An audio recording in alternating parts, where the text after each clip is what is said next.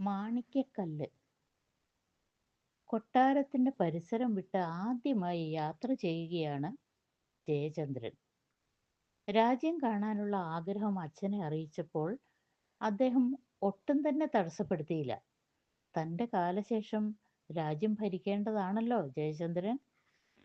അപ്പോൾ രാജ്യത്തിന്റെ ചില ഭാഗങ്ങൾ കാണേണ്ടത് ഒരു അത്യാവശ്യം തന്നെയാണെന്ന് മഹാരാജാവിനും തോന്നി.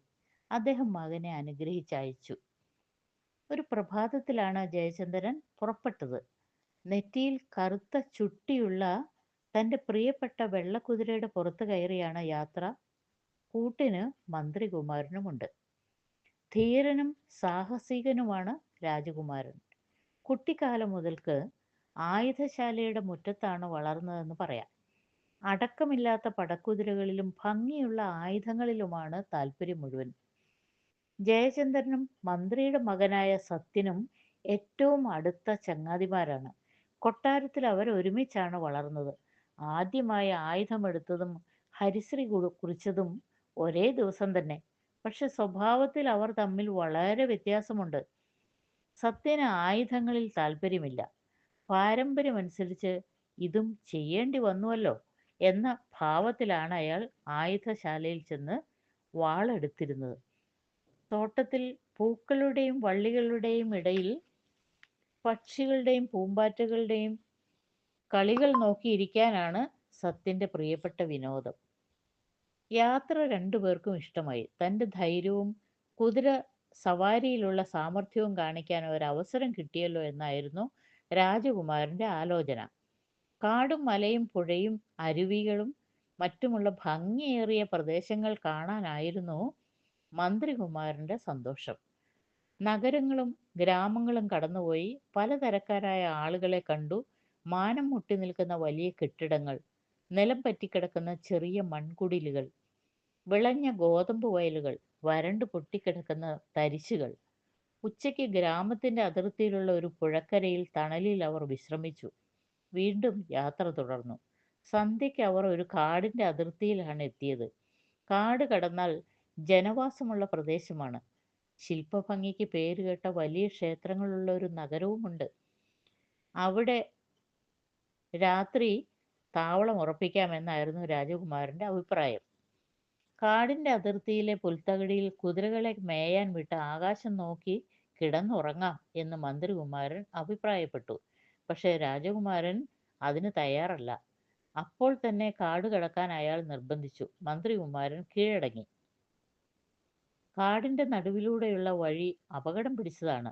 ഒറ്റയടി പാതയായതുകൊണ്ട് ഒരാൾക്ക് പിമ്പെ മറ്റൊരാളായി വേണം സഞ്ചരിക്കാൻ. ഇരുവശത്തും പടർന്നു പന്തലിച്ച് നിൽക്കുന്ന കൂറ്റൻ മരങ്ങൾ, താഴെ ഭൂമി തെല്ലും കാണാതെ മൂടിക്കിടക്കുന്ന മുൾപ്പടർപ്പുകൾ.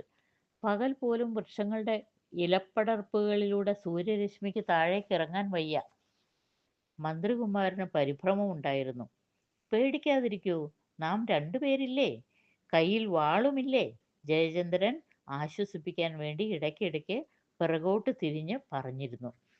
ആ ഒറ്റയടിപ്പാത ചെന്നെത്തിയത് ഒരു തുറന്ന സ്ഥലത്താണ്. അപ്പോഴേക്കും ഇരുട്ട് കറുത്ത കരിമ്പടം ചുറ്റും വിരിച്ചു കഴിഞ്ഞിരുന്നു. ഇടതൂർന്ന കാടിന് നടുവിലൂടെയുള്ള ഒരൊഴിഞ്ഞ പുൽപ്പരപ്പാണത്. ഒരു വശത്ത് തെളിഞ്ഞ വെള്ളമുള്ള ഒരു പൊയ്കയുണ്ട്. മുമ്പോട്ട് പോകാനുള്ള വഴി എവിടെയും കാണുന്നില്ല. ഇരുട്ടും കാടിന്റെ ഭയാനകതയും കുതിരകളെയും പരിഭ്രമിച്ചിരുന്നു. രാജകുമാരൻ കുതിരപ്പുറത്തുനിന്ന് താഴെ ഇറങ്ങി. കുഴപ്പമായി, ഇവിടെ പെട്ടു എന്നാ തോന്നുന്നത്. രാജകുമാരന്റെ വാക്കുകൾ കേട്ടപ്പോൾ സത്യൻ ഒന്ന് ചിരിക്കുക മാത്രം ചെയ്തു. അപ്പോഴും ഞാൻ പറഞ്ഞില്ലേ എന്ന് അയാൾ മനസ്സിൽ മന്ത്രിക്കുകയും ചെയ്തു. താൻ പറഞ്ഞതായിരുന്നു ശരി, അതിർത്തിയിൽ വിശ്രമിക്കാമായിരുന്നു. രാജകുമാരൻ വീണ്ടും പറഞ്ഞു. ഇരുണ്ട വനാന്തരങ്ങളിൽ നിന്ന് ഗർജനങ്ങൾ കേൾക്കാമായിരുന്നു. കാട്ടുമൃഗങ്ങളാണ്. ധീരനായ രാജകുമാരന് ഉൾക്കിടിലമുണ്ടായി. എന്തു ചെയ്യും? രാത്രി എങ്ങനെ കഴിക്കും?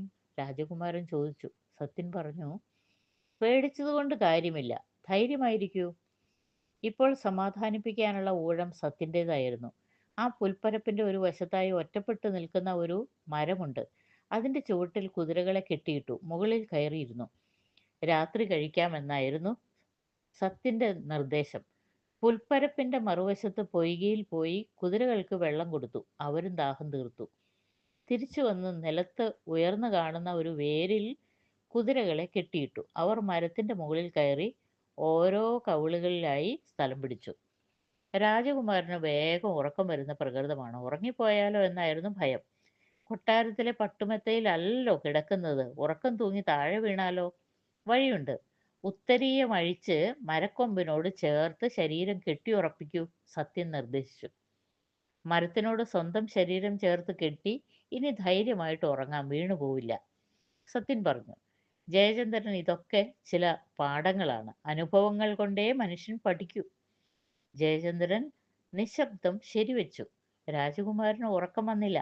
എവിടെ നോക്കിയാലും ഇരുട്ട് തന്നെ. അതിൽ അവിടെ ഇവിടെ ചില സുഷിരങ്ങൾ പോലെ പൊന്തക്കാടുകളിൽ പറ്റിപ്പിടിച്ച മിന്നാമിനുങ്ങൾ മാത്രം ഇളകിക്കളിച്ചു. മുകളിൽ ആകാശത്ത് ഒരു നക്ഷത്രം പോലും ഇല്ല. അകലെ നിന്ന് കേട്ടിരുന്ന കാട്ടുമൃഗങ്ങളുടെ ശബ്ദങ്ങൾ അടുത്തേക്ക് വരുന്നുണ്ടെന്ന് ജയചന്ദ്രന് തോന്നി. ഇടയ്ക്കിടയ്ക്ക് വിളിക്കും. സത്യൻ ഉറങ്ങിയോ? ഇല്ല. എന്തേ? നാശം. ഉറക്കം വരുന്നില്ല. സമയം അരിച്ചരിച്ച് നീങ്ങുന്നതായിട്ടാണ് അവർക്ക് തോന്നിയത്. സത്യൻ ഉറങ്ങിയോ? ഇല്ല. എന്തേ? നാശം. ഉറക്കം വരുന്നില്ല. പിന്നെയും സമയം നീങ്ങി. ക്രമത്തിൽ ഒച്ചയും അനക്കവും അടങ്ങി. കാടാകെ നിശബ്ദതയിൽ ആണ്ടു. ഒരില പോലും ഇളകുന്നില്ല. ഇരുട്ടിലേക്ക് തുറിച്ചു നോക്കിക്കൊണ്ട് വളഞ്ഞ മരക്കൊമ്പ് ചാരി രാജകുമാരൻ ഇരുന്നു. സത്യൻ ഉറങ്ങിയോ?